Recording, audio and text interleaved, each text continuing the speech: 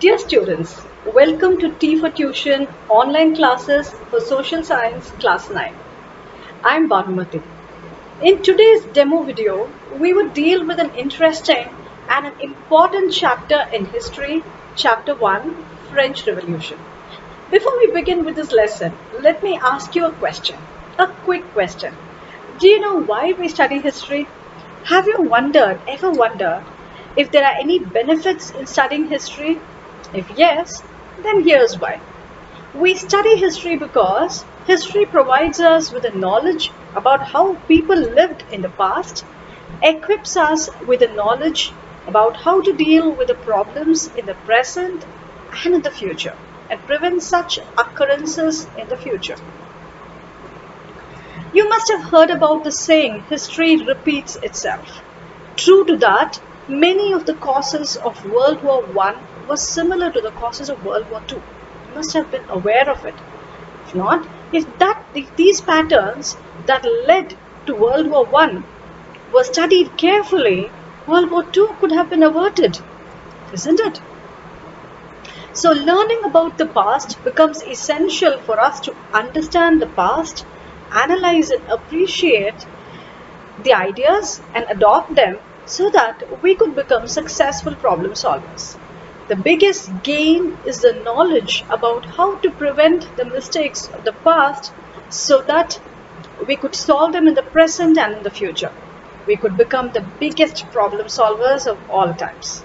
And not only that, learning about French Revolution becomes essential to understand how nationalism works.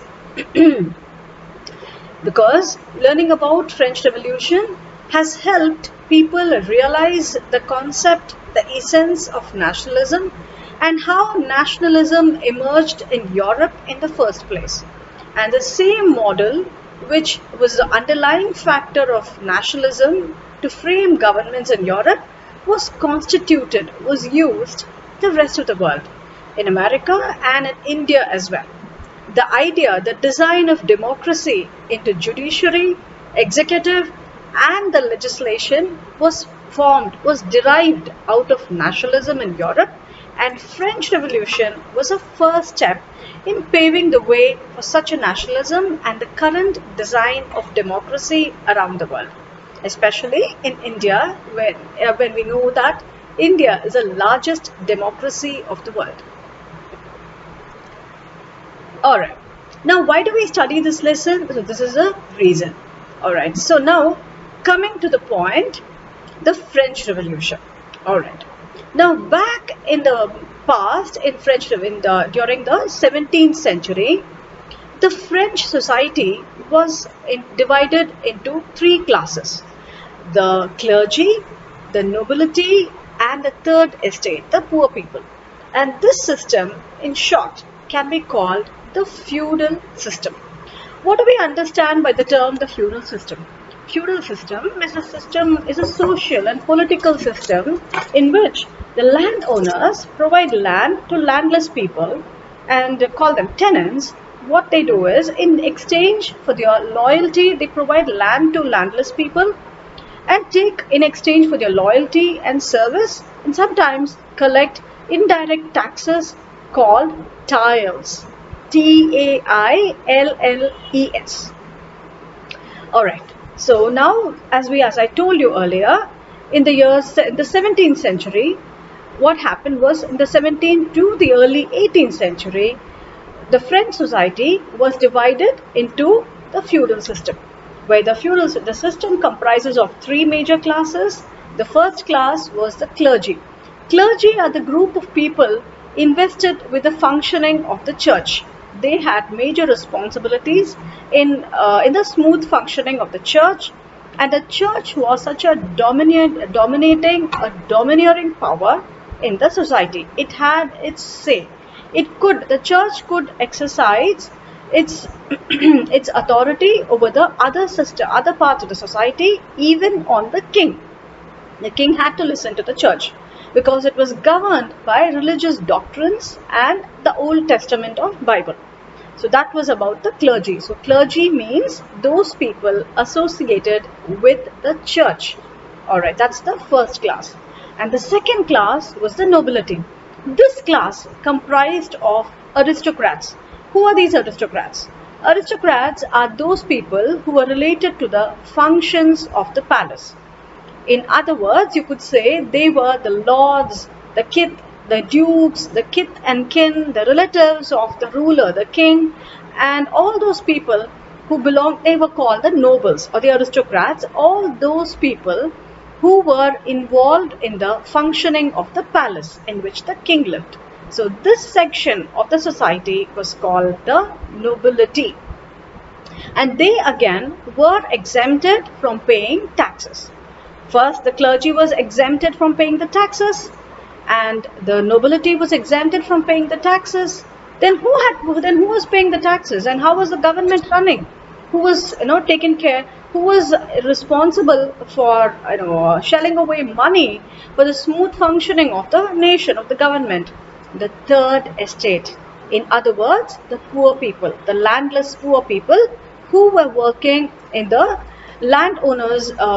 In the lords' lands, all right. Those people were the poor people. The peasants were called the third estate, and they had to bear the burden of paying taxes for the rest of the other community. They were not exempted at all. And this was not all. This was not just about paying direct taxes. They also had to pay taxes called the tithe, T-I-T-H-E. Taxes to the church. They had to pay their taxes to the church, which was 1/10 of their agricultural produce had to be given to the church. That was one thing.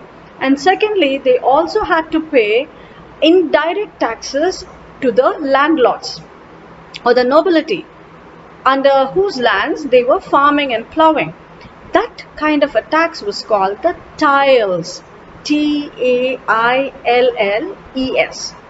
Also, they had to pay indirect taxes to the government as well, like tax on salt, commodity taxes, like tax on salt and tobacco, which were integral part of their daily lives. So, thus, the poor person was burdened, the poor persons were burdened by the rich clergy and the nobility. Thus, what happened? Their lives became deteriorating. Their lives became so bad, it became so unpleasant for them that their livelihood itself was under threat. It was under question. Obviously, they felt the need to become rebellious. So this was one of the major cause for French Revolution. It came to such a point, it had to end up in a subsistence crisis. Subsistence crisis is a situation, is a crisis where their livelihood becomes endangered. Okay, when their means, where their ends and means are not able to meet with each other. What do you mean by ends and means? The sources of their income as well as their needs, their day-to-day needs, as like buying a loaf of bread and some vegetables, some milk, and paying rent became unaffordable to these people, to the landless people, the poor peasants, the third estate, who were bearing the burden. Already they were burdened with taxes, and now they were left with such meager income and salaries, they were not able to afford a loaf of bread on a daily basis. So this sort of a situation, how bad it could be, you can imagine that, right? They were exploited to such an extent that they had to undergo, they had reached the point called the subsistence crisis. Remember, the subsistence crisis is a crisis, is such a pathetic situation where they are forced, where the livelihood, the essential means of livelihood gets endangered. Subsistence means sustaining, the ability to live peacefully, smoothly. That gets endangered, it becomes to a crisis point. So this particular term is essential to understand French Revolution. So subsistence crisis, which occurred during the years 1715 to 1789, was a major cause for French Revolution. Alright, now what could have caused the subsistence crisis? Let's understand that. During the years 1715 to 1789, the population rose rapidly. Alright, the production of food grains couldn't keep up to the rising population. The population kept rising, demand kept rising on one hand, whereas production was not able to keep match with the demands of the rising population. Since the supply was low and demand for food grains increased exponentially, the price of bread, which was a staple food of French population, increased. Now, what is the staple food of us, of South Indians? Rice, idli, rice, right? For them, it was bread. And they could not afford, like I told you earlier, they could not even afford to buy a loaf of bread. And most of the population could no longer afford, and people started dying out of starvation, hunger, and famine, poverty, as their wages hadn't kept up with the rising prices of food. This led to large-scale famine and dissatisfaction among the poor people. So France, what was the reason for the subsistence crisis? France, after having been war with Britain during the 18th century, intended to help America to get itself released from the bonds of Britain. That is, already France was facing its own problems, like unable to meet the demands and requirements of people. But it ventured to help out America to get itself freed from the colonization of Britain, because Britain was a common enemy to America and France in the 18th century. So France decided to help America to wage a war against Britain. And thus America had gained its independence. But what had happened to France as an impact? Since French government had ventured to help America at war, the coffers, the treasury of the French government almost became nil, zero, empty. King Louis XVI planned to increase taxes, to increase the reserves, to increase the content, the reserve of the coffers, treasury. Treasury is a place where the national fund, the huge reserves are placed, are kept, so that they could distribute to people in terms of need. Now, what is a reserve, the treasury? Now, which institution of India is known as a treasury of India, or which is a central reserve fund of India? Any idea? Yes, you're right. The Reserve Bank of India. It's the one reputed institution, the premier institution of India, which is responsible for currency making, of course, and for reserve and for the treasury.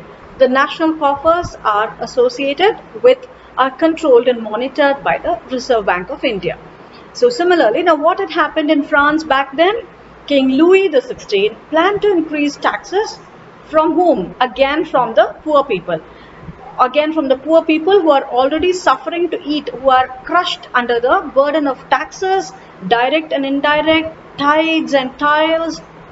I told you what tithes and tiles are. In addition to it, King Louis XVI was planning to increase taxes. And he was so insensitive to the plight of people from the third estate of his own country who were reeling under the enormous increase of price of the bread. They could not even afford a loaf of bread. Forget about having blankets during winter and having a warm cozy home and firewood and keeping themselves warm during the winter. No, France is quite a cold place during winter. So they could not afford even a loaf of bread. Then how are they going to get a warm bed and a roof above their head and every 3-day meal? All this had become a dream, a dream which could not be, which became a non-realizable dream for a commoner, for the person who belonged to the third estate during the 18th century in France. So this led to intense agitation across France. And moreover, people in the third estate, like John Locke Rousseau, had invented the idea of merit, people should be categorized by merit rather than privilege by birth, which was then the current norm. So when a person was born in a family of clergies, he would be termed as a clergy. So he belonged to the first estate. If a person was born in a family of nobility, aristocracy, that is the kith and kin, the relatives of the king, then that person would be called a noble.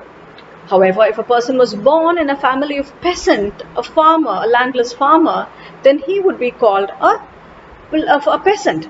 So he or she would become a third estate person, and opportunities like education, economic sophistication would become non-materializing, cannot be materialized under these people, for these people who came under this section of the society. So people like John Locke Rousseau and the educated class of the third estate. There was another class in the third estate itself. Apart from these landless people, apart from the landless peasants, there were also one class of people who were lawyers, who were auditors, who were doctors, who were the educated class in the third estate itself. Some of them became traders. They started exporting to other countries, and their situation, their economic standard rose from being poor to becoming middle class. So since they were educated, they were sparked with the ideas of brilliance and equality. They could spread the idea of equality and categorized by merit instead of privilege by birth. When this idea of equality and privilege by merit instead of privilege by birth began spreading among the third estate, people started feeling the fire, the warmth, the heat, the pressure. They were reeling under the pressure of this economic burden. They felt like agitating and revolting against the king. So this was a major reason for the French Revolution, the cause of French Revolution. So what happened on 14th July 1789, the king had ordered troops to open fire on the crowds, but they in turn stormed. They moved towards a Bastille, which was the fortress prison of France by then. They moved towards Bastille and they stormed and demolished the fortress prison. People demolished, and you have this picture in your textbook. All right. So the representatives before that, the representatives of the third estate, which consisted of this educated class, elite class, had gathered on 20th June 1789 to form, this was called the tennis club oath. Okay, they took this oath and they formed a national assembly which sought out to draft the constitution which would limit the powers of the king and make him answerable to the legislative assembly, which would be comprised of representatives elected by the people. They suggested an election. And all these reasons and the agitation which had built up among the people over time contributed to riots, revolts, physical unrest, and finally it led to the storming of the Bastille, a fortress prison which was seen as a symbol of power of this despicable, the despotic king of the monarchy, and it was demolished in the year 14th July 1789. The French Revolution ultimately led to the execution, which means the killing of the king and many other nobles. The three-tier system of legislation, judiciary and executive was implemented, and predecessor to democracy, that is the constitutional monarchy, was born from the representatives from the National Assembly that was sought during 20th June 1789. Though it took 3 years for the constitutional monarchy to be implemented, we should understand that our present design of democracy evolved from the initial design, constitutional monarchy, where the king became answerable, though he had a veto power, that means though he had some special powers, he was answerable to the legislation. And legislation which comprised of legislators, that is representatives of people elected by the people. All right. Here you have this last slide, which depicts the three-tier system of constitutional monarchy, which is a predecessor of democracy. We'll stop it here and we'll deal with this lesson in detail during the class. I suggest all of you could join the class to get your doubts solved, to know more about French Revolution, to compare and contrast with the present day system of government, so that and we'll also address few major questions of French Revolution during the class. I suggest you join the class and make the maximum use of it. All the best to you all.